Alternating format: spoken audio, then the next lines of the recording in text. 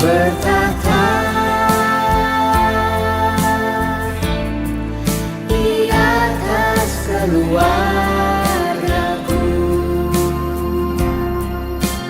Kau berkati dan berikan pertolongan.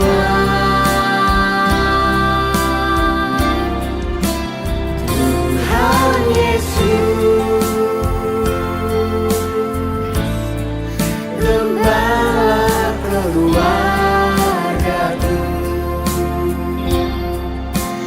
Kami yakin Tuhan pasti buka jalan. Kami yakin bergandengan tangan, Tuhan buka jalan. Kami buka jalan kami.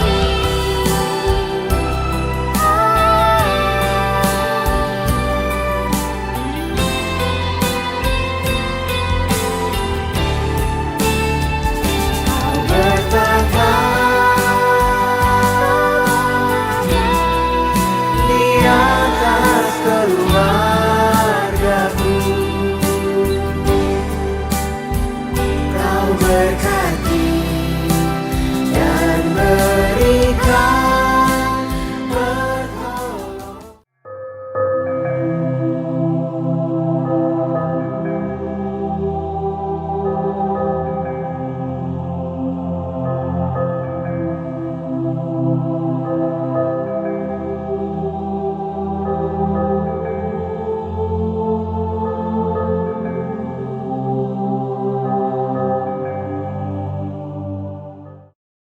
Selamat pagi Bapak Ibu.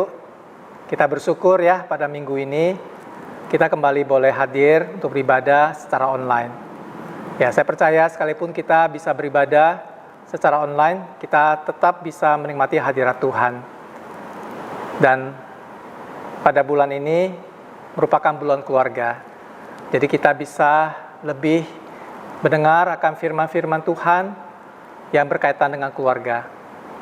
Dan kita boleh dikuatkan sebagai orang tua, sebagai anak-anak, bahkan sebagai kakek atau nenek, kita bisa berperan di dalam keluarga kita masing-masing. Baik, kita akan mulai ibadah kita akan memuji Tuhan di KPPK nomor 423, Bapa Surgawi Memelihara.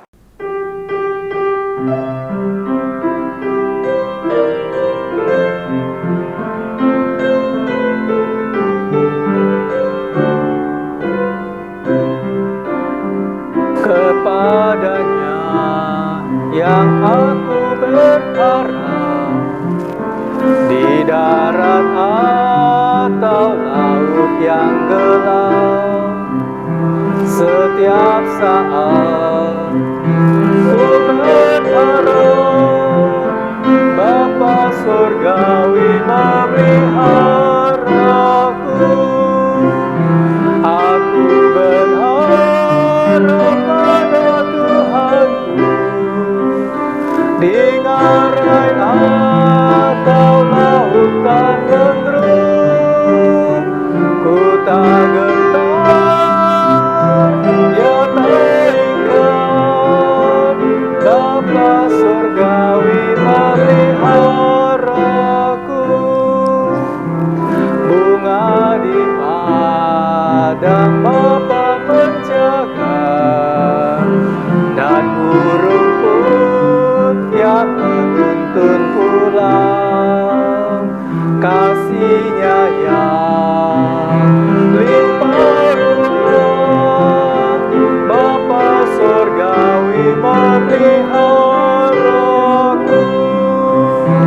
Aku berharap pada Tuhan, di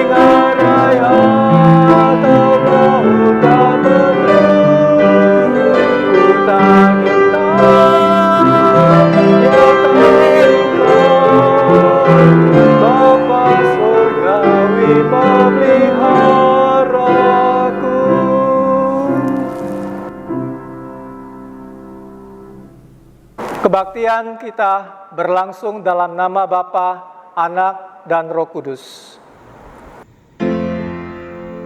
Amin.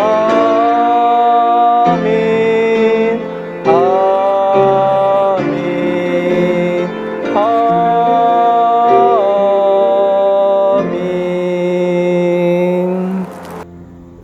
Tuhan beserta saudara. Dan beserta saudara juga.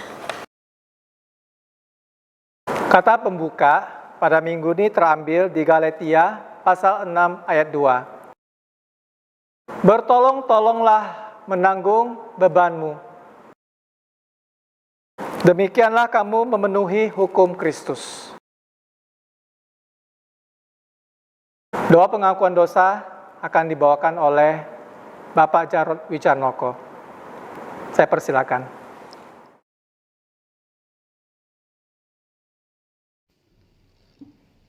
Mari kita berdoa untuk pengakuan dosa. Bapa kami yang ada di sorga, kami datang kepadamu ya Tuhan, di dalam nama Tuhan Yesus. Kami mengaku dosa kami, bahwa dalam hidup kami tidak selalu menyenangkan hati Tuhan. Kadang dengan perilaku kami, dengan kelakuan kami, perkataan kami mendukakan hati Tuhan, ataupun kami tidak jadi berkat bagi orang lain. Ampuni kami ya Tuhan, kalau selama masa pandemi mungkin kami tidak mengucap syukur, kami bahkan menyalahkan Tuhan, menyalahkan orang lain, kami bertengkar dengan keluarga, dan kami tidak menjadi saksi bagi orang lain bahwa kami anak Tuhan. Ampuni pelanggaran kami Tuhan, kalau kami berpikir yang negatif, kami berkata-kata yang negatif, kami tidak membangun iman diri kami sendiri maupun tidak membangun iman orang lain. Terlebih lagi Tuhan, ampuni segala pelanggaran kami, baik yang kami sengaja ataupun yang kami tidak sengaja, kalau hal itu membuat kami menjadi batu sandungan bagi orang lain. Kami percaya bahwa di dalam Tuhan Yesus ada pengampunan, darah Yesus menguduskan, menyucikan. Terima kasih untuk pengampunan-Mu ya Tuhan. Terima kasih, dalam nama Tuhan Yesus kami berdoa, mengucap syukur dan memohon ampun atas pelanggaran kami. Amin. Berita anugerah terambil di Efesus pasal 2 ayat 4 sampai 5. Tetapi Allah yang kaya dengan rahmat, oleh karena kasih-Nya yang besar yang dilimpahkannya kepada kita, telah menghidupkan kita bersama-sama dengan Kristus. Sekalipun kita telah mati oleh kesalahan-kesalahan kita, oleh kasih karunia kita diselamatkan. Demikianlah berita anugerah dari Allah. Syukur kepada Allah. Kita akan masuk dalam firman Tuhan, Bapak Ibu. Kita akan mempersiapkan hati kita untuk mendengar firman Tuhan. Namun sebelumnya, kita akan menyanyikan pujian KPPK nomor 221, Sandar pada Lengan yang Kekal.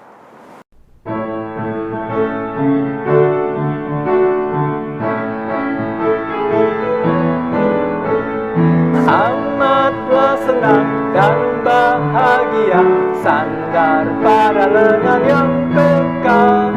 Amat besarlah damai berkat-Nya, sandar pada lengan yang kekal. Sandar, sandar, ku aman tiada bahaya. Sandar, sandar, sandar pada lengan yang kekal. Sungguhlah indah jalan musafir, sandar pada lengan yang kekal. Terang dan cerah langkah jalanku, sandar pada lengan yang kekal. Sandar, sandar, ku aman tiada bahaya. Sandar, sandar, sandar pada lengan yang kekal. Ku takkan cemas, ku takkan takut, sandar pada lengan yang kekal. Hatiku aman, Dia di sisiku, sandar pada lengan yang kekal. Sandar, sandar, ku aman tiada sandar, sandar pada dengan yang kekal.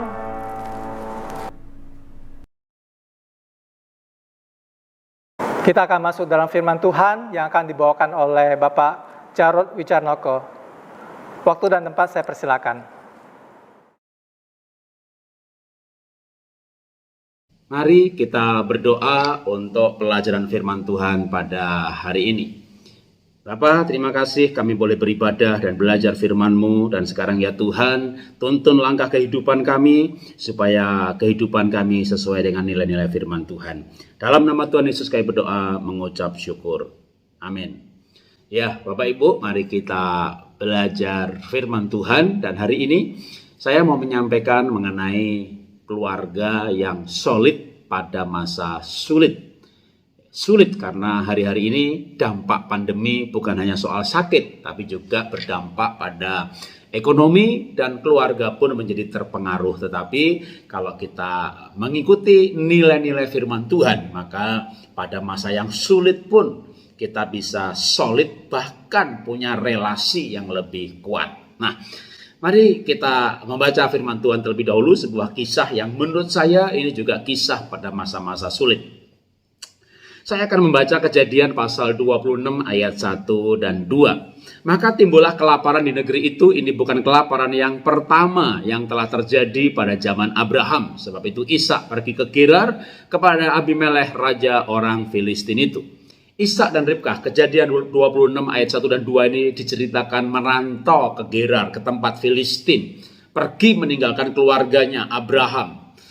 Karena terjadi kelaparan dan bukan kelaparan yang pertama. Artinya berkali-kali terjadi masa kelaparan. Atau boleh saya tafsirkan, ini keadaan yang sulit.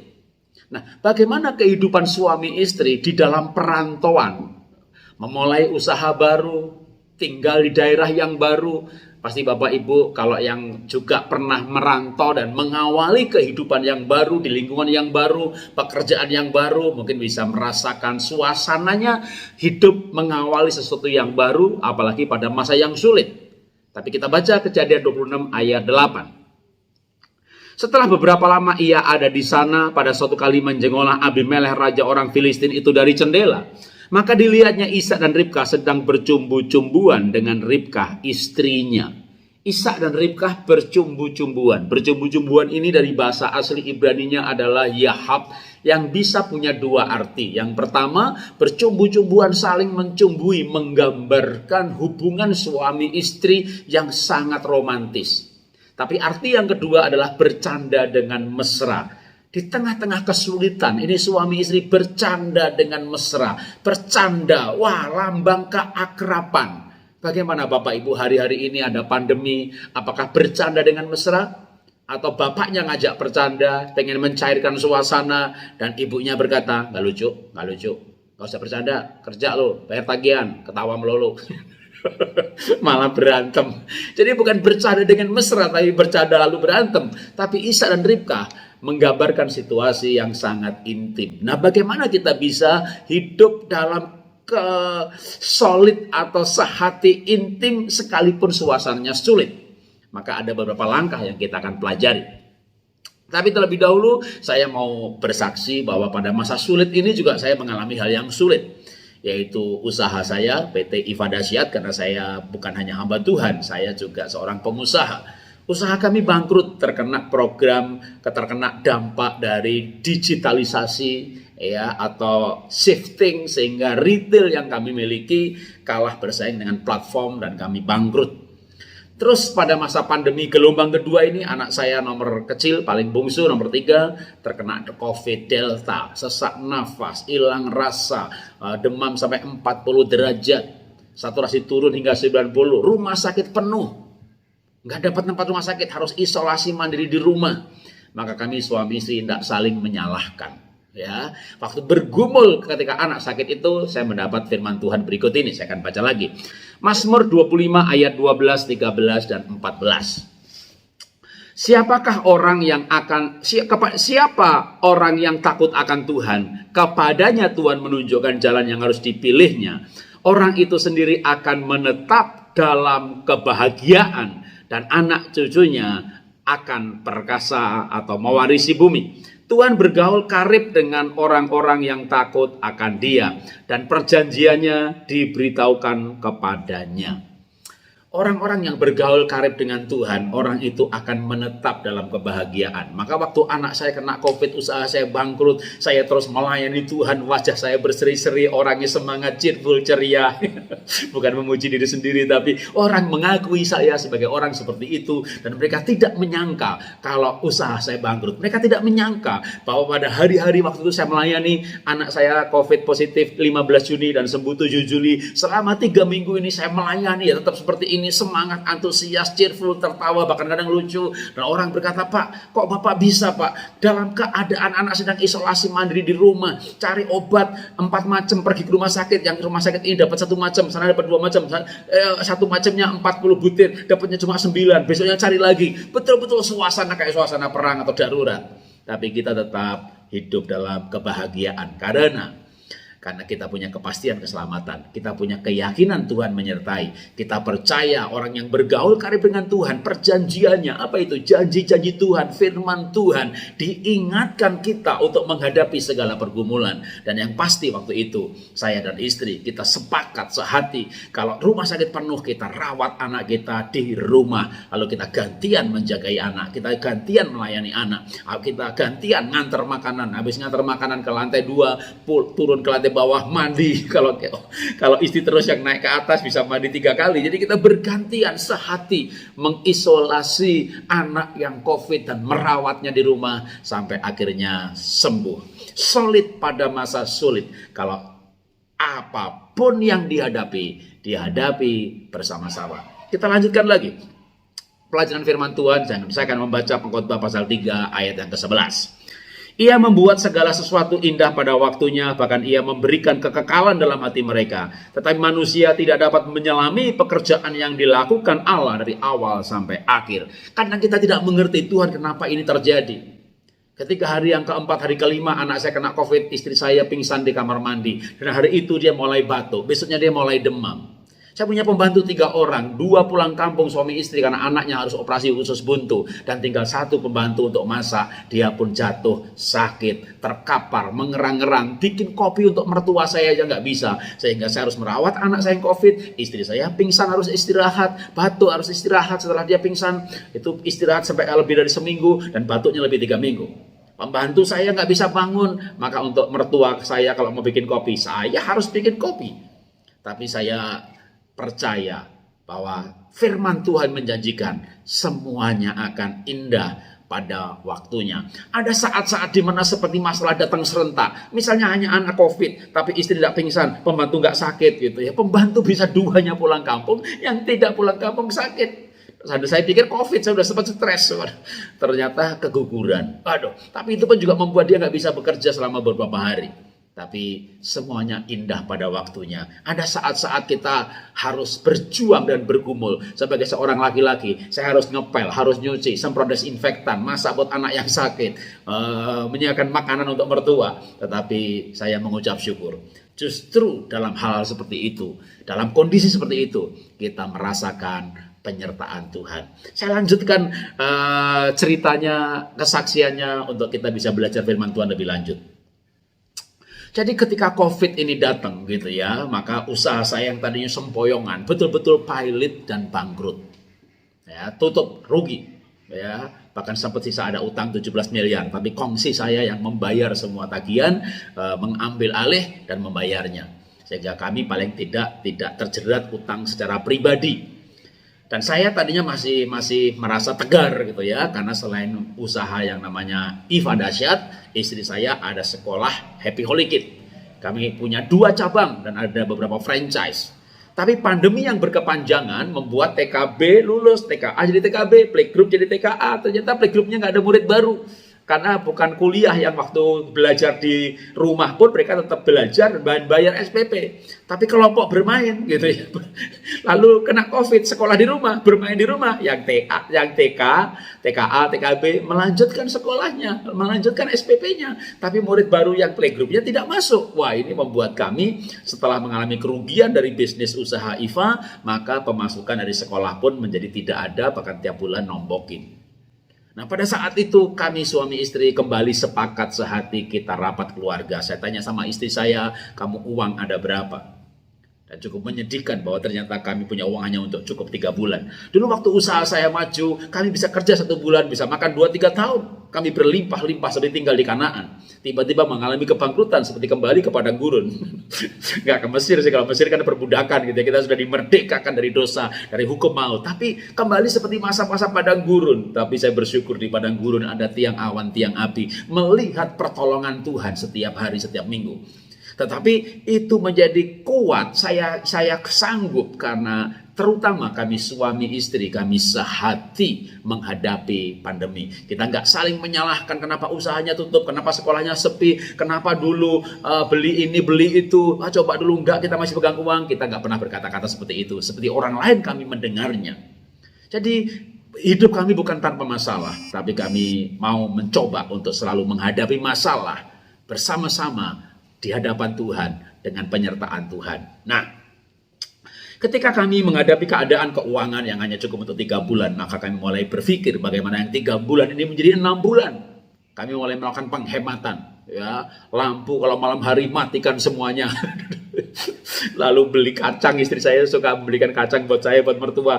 Beli kacang nggak usah yang utuh, yang pecah aja, itu harganya lebih murah. Minum kopi nggak boleh di kafe lagi atau beli online. Beli kopi itu bubuk aja ya, kopi bubuk dibikin namanya kopi tubruk, itu 15.000 bisa 10 gelas. Benar-benar kami menghemat di dalam segala sesuatu. Kenapa? Karena firman Tuhan berkata demikian, Filipi 4 ayat 11. Kukatakan ini bukan karena sebab kekurangan, tetapi aku telah belajar mencukupkan diri dalam segala keadaan. Firman Tuhan dalam Filipi 4 ayat 11 mengajarkan untuk kita mencukupkan diri. Nah, kenapa kita harus mencukupkan diri hari-hari ini? Karena firman Tuhan berikutnya berkata demikian dalam Ibrani 13 ayat yang ke-5.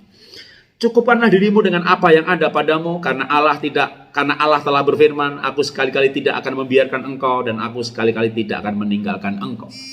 Kenapa kita perlu belajar mencukupkan diri? Karena kalau kita mencukupkan diri, tidak pinjam sana, tidak pinjam sini, tidak utang sana, utang sini, apalagi kemplang sana, kemplang sini, maka Tuhan tidak akan membiarkan dan Tuhan tidak akan meninggalkan. Kalau kita tidak mencukupkan diri, pinjam sana, pinjam sini, utang sana, utang sini, Tuhan membiarkan, Tuhan meninggalkan. Hidup ini selama Tuhan tidak meninggalkan, Tuhan tidak membiarkan. Di padang gurun ada mana? Di padang gurun terjadi mujizat. Pada siang hari panas ada tiang awan yang memberikan peneduhan. Pada malam hari ada tiang api. Penyertaan Tuhan yang nyata, yang membuat bangsa Israel melewati padang gurun selama 40 tahun. Satu bangsa bertahan hidup, bahkan berkembang biak. Terjadi seleksi alamiah menjadi bangsa yang pintar, yang kuat, yang sehat. Demikian juga dalam masa-masa pandemi ini yang kita nggak tahu kapan akan selesai. Mudah-mudahan dengan program vaksinasi yang sudah menyebar dan masif di seluruh bumi gitu ya. Karena kalau cuma satu negara yang bebas COVID, nanti negara lain datang menularkan. Maka kita berharap ini segera selesai. Tetapi paling tidak sekarang pun sudah berlangsung cukup lama. Dan bisa-bisa membuat beberapa orang mengalami dampak secara ekonomi, kena PHK, usahanya bangkrut. Kecuali yang usahanya pengiriman barang, vitamin, apotek, wah malah mengalami omset berlipat kali ganda. Tapi kan tidak semua seperti itu. Saya berdoa Bapak Ibu tidak mendapat dampak negatif. Tapi seandainya, maka inilah solusi firman Tuhan hari ini. Kita belajar mencukupkan. Kalau kita mencukupkan, Tuhan tidak meninggalkan, Tuhan tidak membiarkan. Nah, kenapa saya ajarkan untuk mencukupkan? Karena hidup ini murah, yang mahal itu gengsinya. Ya, hidup ini murah, yang mahal itu gengsinya. Kan ada jas ini ya, jas. Ada yang harganya 20 juta, 30 juta, ada yang 1 juta, 2 juta. Kalau saya orangnya gengsi, waduh mesti beli yang puluhan juta dong biar keren. Saya yakin Anda khotbah nggak perhatikan jas saya, ya kan? Mau perhatikan juga boleh, silakan. Tapi saya nggak peduli. Saya berharap Anda memperhatikan firman Tuhan yang saya sampaikan.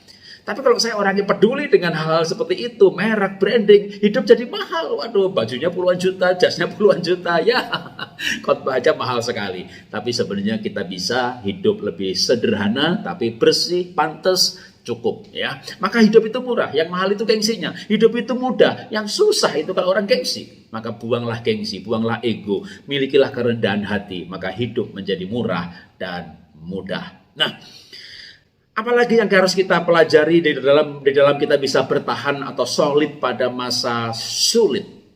Firman Tuhan mengajarkan demikian dalam Galatia pasal 6 ayat yang kedua. Bertolong-tolonglah menanggung bebanmu, demikianlah kamu memenuhi hidup hukum Kristus. Pandemi datang.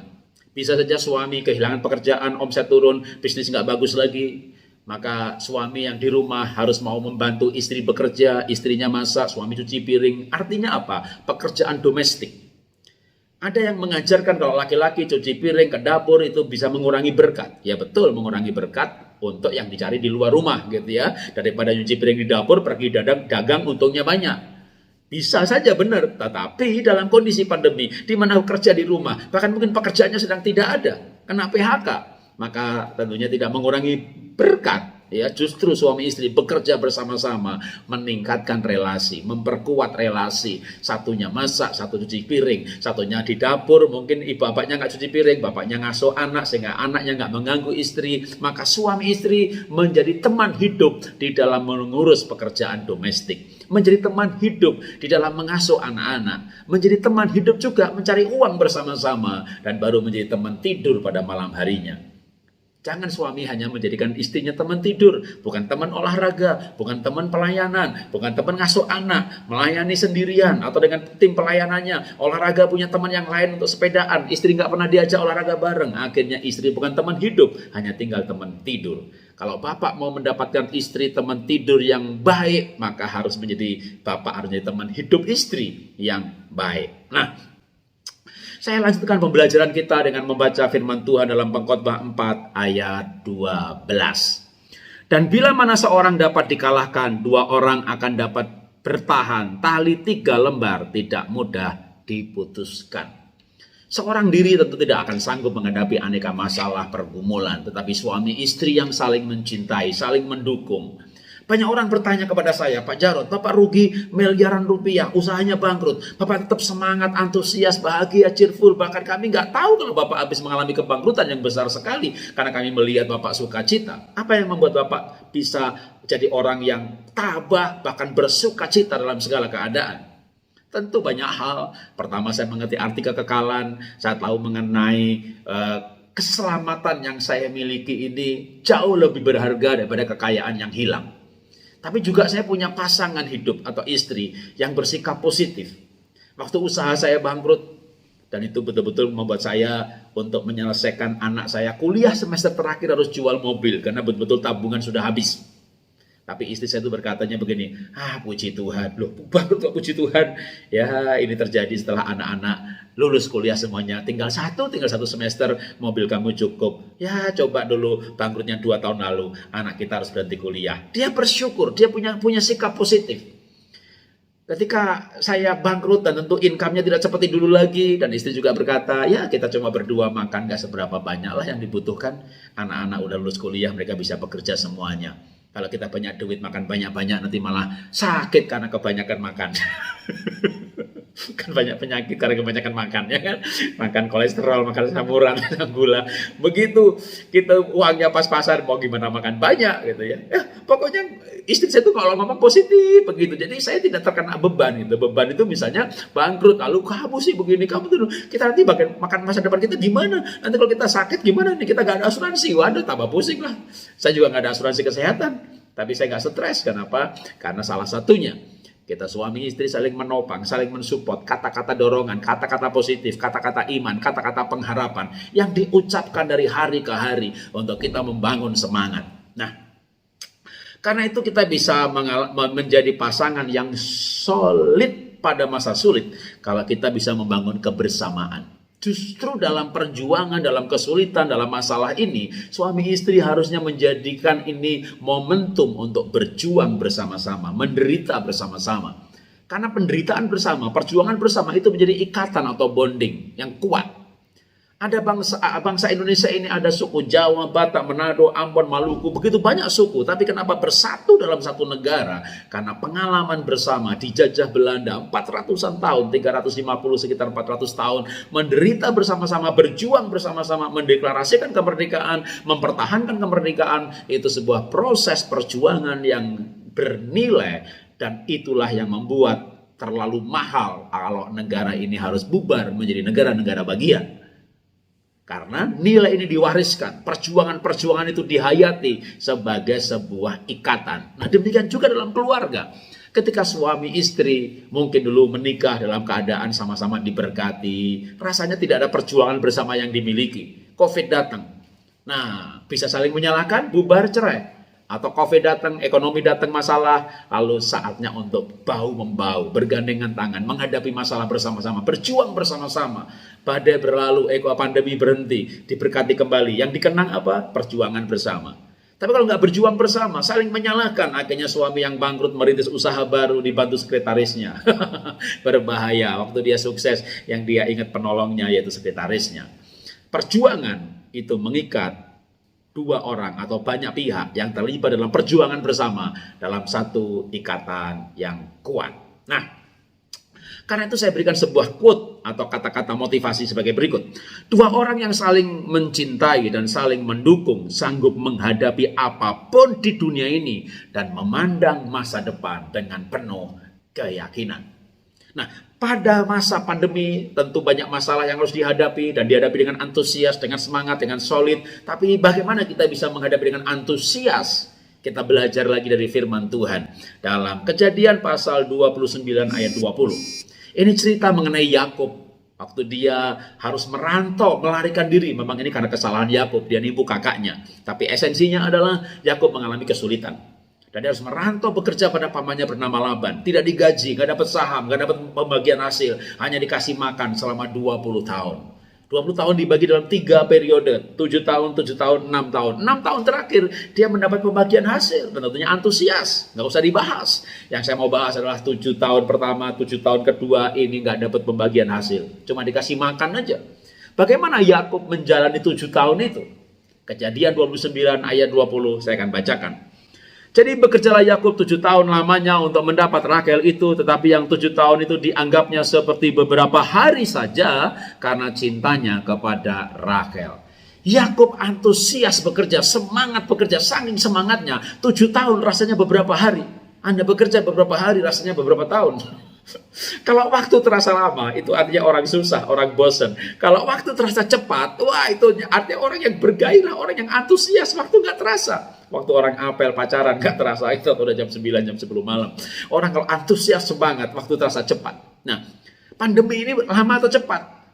Bisa saja lama, tapi akan terasa cepat kalau kita menjalani kehidupan dengan antusias. Bagaimana kita bisa antusias? Maka kita bisa bekerja untuk yang dicintai. Seperti Yakub. Yakub bekerja karena Rahel.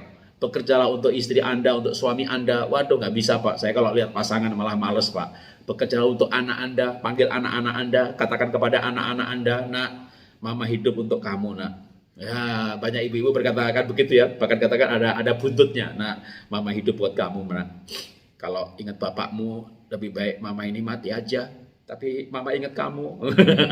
Cinta kepada anak membuat ibu bertahan hidup, sanggup hidup, melanjutkan hidup dengan semangat. Jadi yang pertama, bekerja untuk yang dicintai. Yang kedua, supaya semangat, bekerjalah yang dicintai. Kena PHK, usaha bangkrut, tapi Anda punya apa yang Anda cintai? Yang passion Anda. Ya, yang suka masak, bikin makanan, ya, itu namanya bekerja yang atau hobi. Ya, yang mungkin sukanya mejeng, narsis, jadi YouTuber. Nah, kalau saya mau bersaksi bahwa selama masa pandemi usaha saya bangkrut, saya melukis, ya. Saya bikin lukisan, saya upload di Instagram, laku. Saya bikin lukisan lagi, saya upload di Facebook, laku. Setiap minggu saya bikin satu lukisan, bahkan kadang sebulan bisa 4, bisa 6. Sejak Maret tahun lalu, waktu kami rapat keluarga dan istri saya berkata, uang kita hanya untuk tinggal 3 bulan.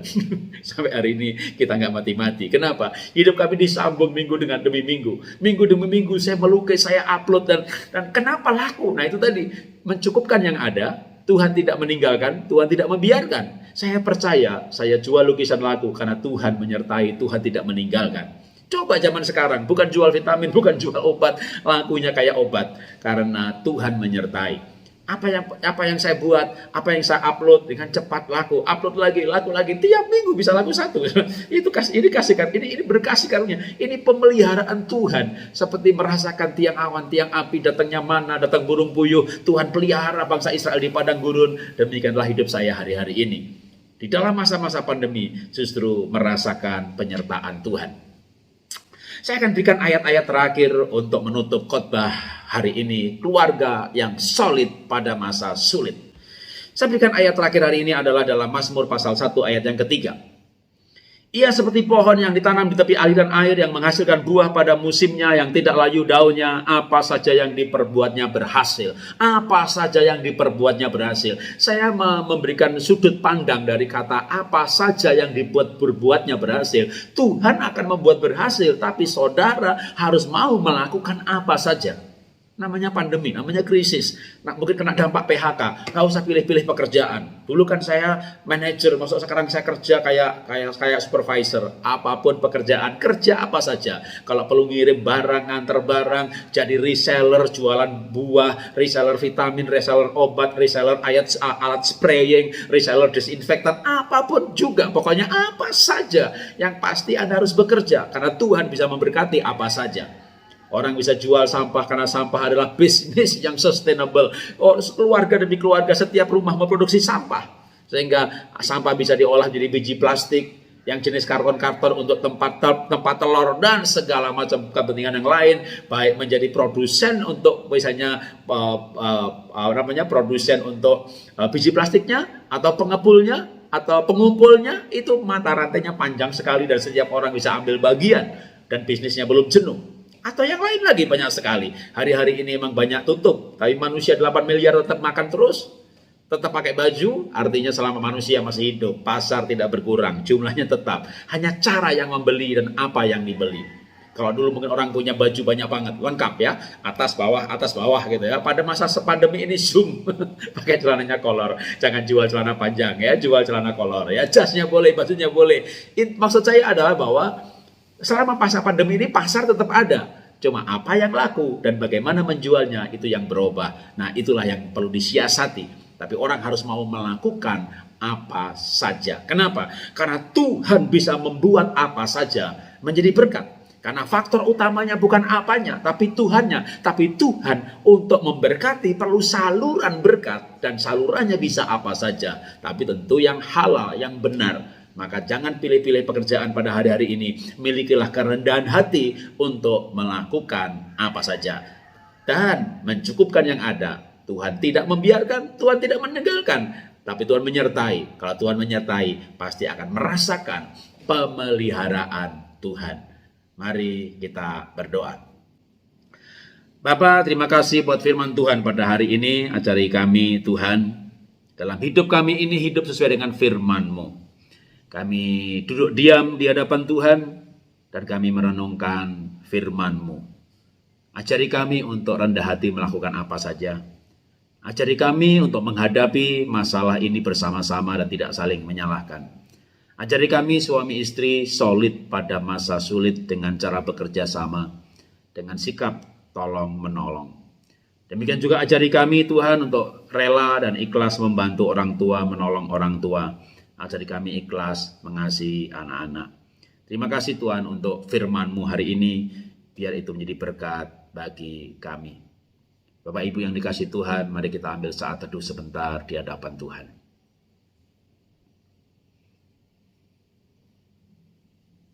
Amin.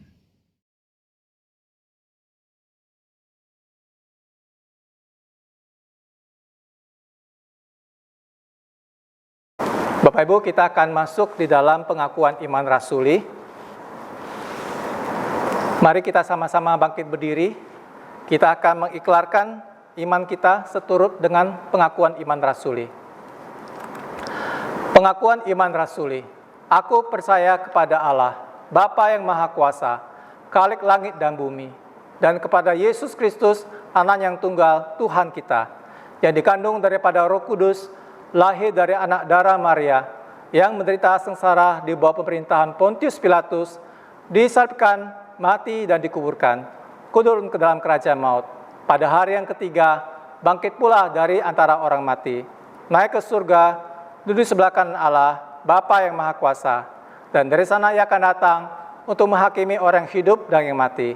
Aku percaya kepada Roh Kudus, gereja yang kudus dan am, persekutuan orang kudus, pengampunan dosa, kebangkitan orang mati, dan hidup yang kekal. Amin. Kita akan masuk dalam doa syafaat. Doa syafaat akan dibawakan oleh Bapak Jarod Wicarnoko. Saya persilakan. Mari jemaat yang dikasih Tuhan, sekarang kita berdoa syafaat bersama-sama. Bapa yang ada di sorga, kami datang di hadapan-Mu ya Tuhan untuk bersyafaat bagi bangsa kami. Berikan Tuhan penyertaan-Mu atas bangsa ini, mulai dari pimpinan tertinggi, Bapak Presiden, Gubernur, Bupati, Camat, Lurah, hingga yang paling bawah, untuk mereka punya roh takut akan Tuhan dan memimpin negeri ini dengan kejujuran dan dengan ketulusan. Pimpin Tuhan bangsa ini untuk keluar dari masalah pandemi ini juga, dan bisa menjadikan negara ini negara yang bebas dari pandemi, seperti beberapa negara lain atau kota-kota lain yang sudah terbebas dari COVID.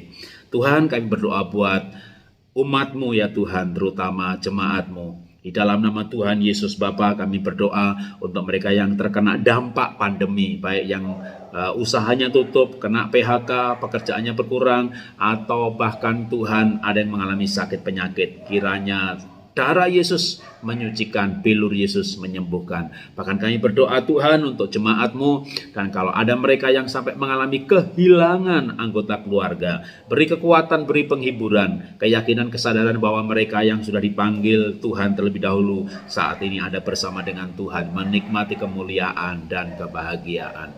Kami bersyafaat Tuhan buat jemaat dan juga buat para pelayan Tuhan. Kami bersyafaat Tuhan untuk mereka yang sedang bergumul hari-hari ini, khususnya dalam masalah ekonomi. Tuhan memberi kekuatan, Tuhan memberi kesehatan. Kami bersyafaat Tuhan, kami berdoa Tuhan, sekali lagi Tuhan, untuk bangsa kami. Lindungilah bangsa kami, satukanlah bangsa kami. Biarlah bangsa Indonesia tetap menjadi bangsa yang kuat, bangsa yang satu, menjadi bangsa yang takut akan Tuhan. Terima kasih Bapa, terima kasih Bapa. Kami berdoa untuk gereja-Mu Tuhan, gereja-gereja-Mu, biar di muka bumi ini boleh mencapai persekutuan imamat yang kudus dan am. Terima kasih ya Tuhan, sehingga ada persekutuan, persahabatan di antara gereja, di antara hamba-hamba Tuhan. Terima kasih Bapa, terima kasih Bapa. Kami bersyafaat Tuhan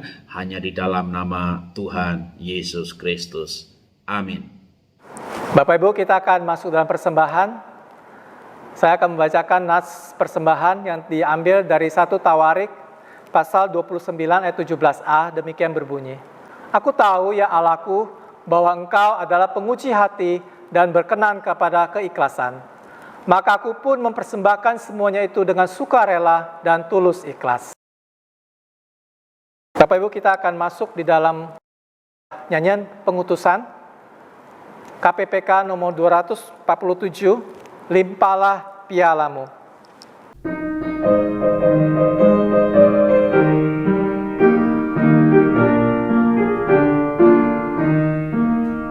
Rindukah kau hidup yang melimpah dari Tuhanmu dan segala yang kau perlu?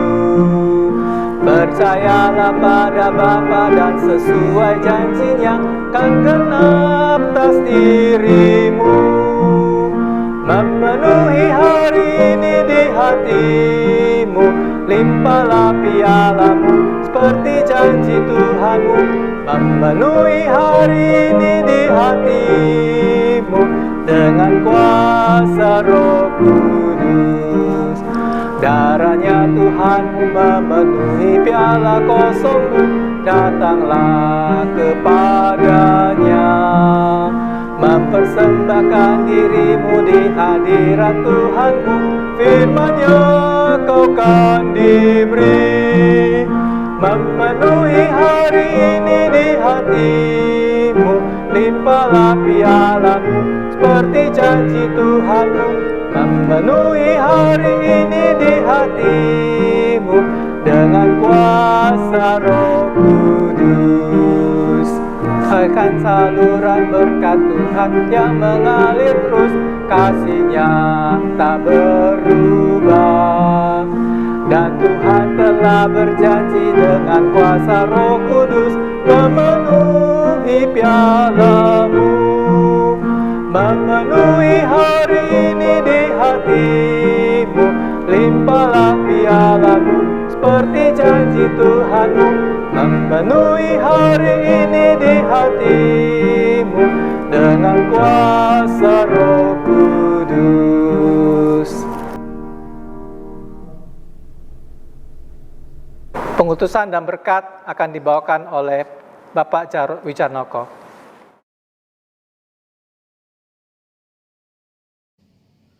Bapak, Ibu, Saudara, kita ada di penghujung ibadah dan sekarang mari kita berdoa untuk penutup atau pengutusan.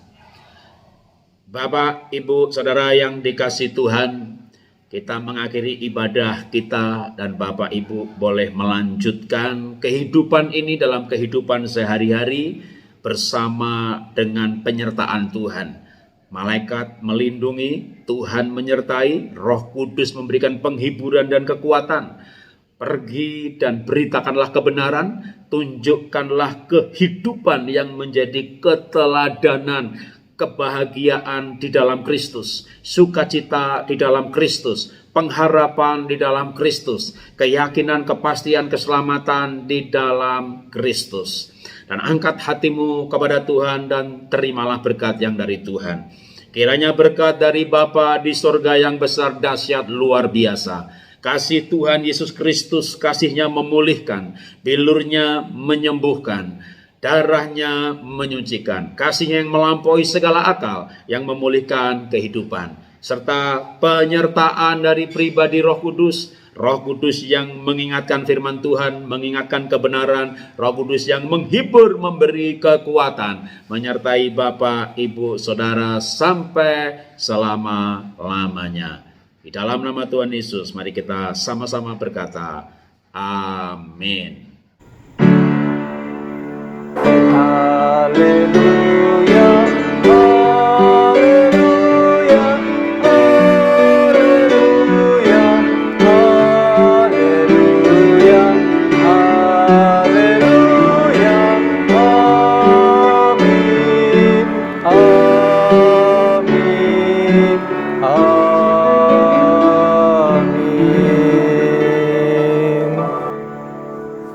Selamat hari Minggu, Tuhan Yesus memberkati.